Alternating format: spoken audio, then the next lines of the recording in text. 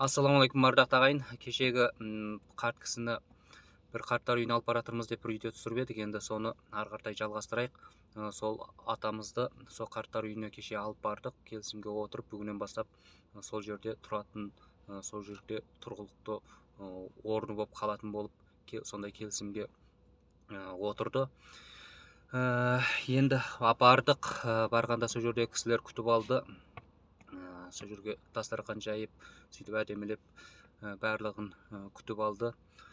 Содан не керек, сол жерден мен бір комнатаның енді болған жағдайды айтып жіберейін. Сол жерде бір комнатаны ашып қалсам, ішінде бір тал қарт кісі отырады екен.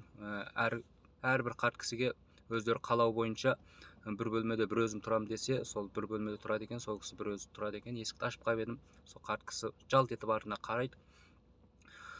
Сөйтем дағы мен есікті жаба қоям дағы, коридорда тұрсам, әлгі қарт кісі қайтадан шығып келатыр, ақырын басып, көзінде мұң, жүрегі сыздап тұрған сезініп тұр. Сөйтеді дағы қасыма келіп, не деп айтқанын айтайын ба? Бірінші әңгімесі: балам, әңгіме айтпағалы көп болды дейді. Кішкене әңгімелесейік дейді. Сөйтіп орындыққа әкеп беріп қасыма отырғызып айтады: әке шешең бар ма балам дейді. Әкем жоқ, ертеде қайтыс болып кеткен, шешем бар десем, ойбу деп қояды, кәдімгідей уайымдап қояды. Сөйтеді дағы: атың кім дейді. Атың Тұқымбек десем, Тұқымбек деп бекер қоймаған ау дейді.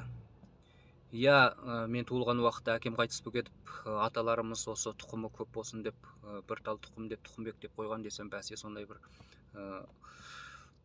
мақсатпен қойған ау деп қояды.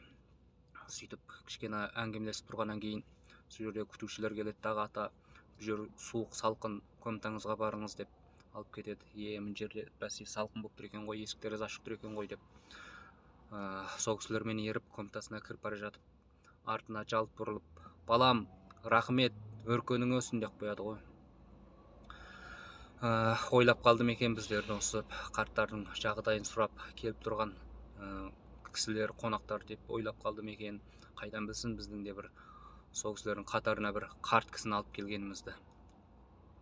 Осындай кешегі баяндап өткендей, осы кішкене кезінен бағып қағып, бүкіл өмірін, бүкіл жастық шағын, бүкіл күш қуатын сол баласына арнап, енді әл ауқаты, күш қуаты азайған шағында осы қарттар үйіне апарып қоятын осындай жексұрын адамдар. Мал десең, малдан да төмен, малға да обал, малға да теңеуге келмейді. Мал екеш мал үйтпейтін шығар. Есек десең, есекке де жаның ашиды, үйтіп айтқанға. Шошқа десең, соған лайықты адамдар, сол шешесін, өз туған әкесін, өз туған балаларын сондай жерге апарып тастайтын, шошқадан төмен бекер болып кеткен тірі өліктер. Одан сендер өлгендерің жақсы ғой, сөйтіп бір комнатаға апарып темір етіп қойғандарыңнан. Сол кісілердің көзінде мұң, жүрегінде сыздап тұр. Не ана жерде деген, төрт қабырғадан ештеңке жоқ.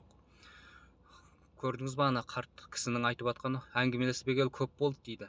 Соны барып бір әңгімелесуге де болмай ма екен сіздерге?